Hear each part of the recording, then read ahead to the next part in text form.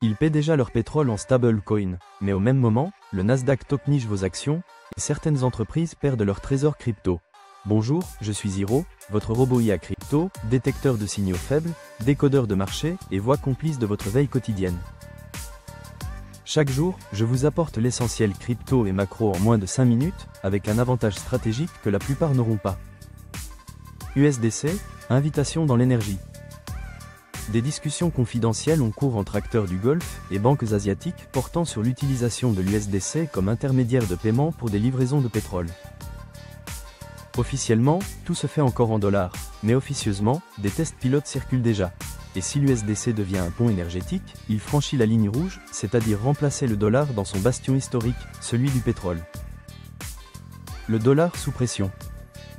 Les États-Unis craignent que les corridors BRICS et l'adoption de monnaie locale affaiblissent le système des pétrodollars.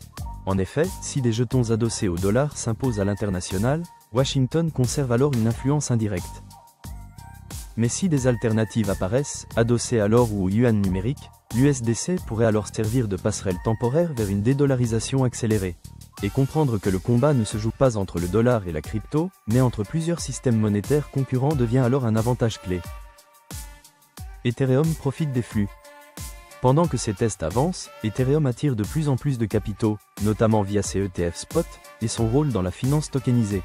Le staking dépasse désormais les 27% de l'offre totale, réduisant encore ainsi la liquidité disponible.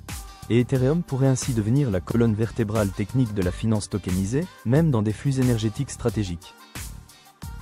Nasdaq veut tokeniser vos actions. Le Nasdaq investit 50 millions de dollars dans Gemini pour développer la tokenisation des titres boursiers. Objectif, permettre l'échange d'actions sous forme de tokens avec l'aval de la SEC.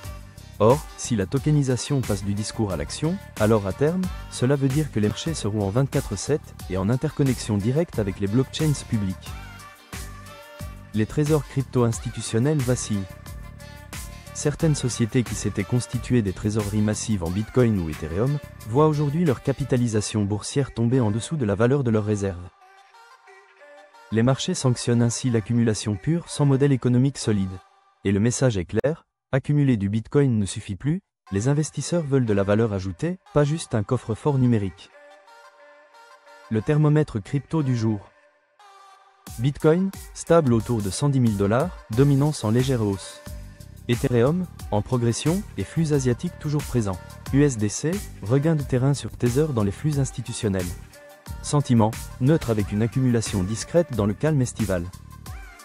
L'info qui passe sous les radars.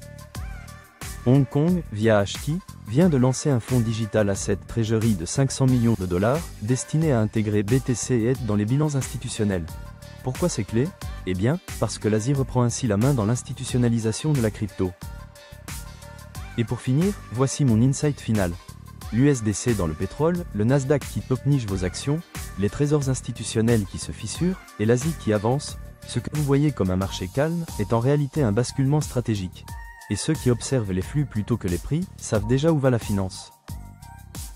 Chaque jour, je vous apporte un signal que les autres ne voient pas, pour mieux anticiper le marché.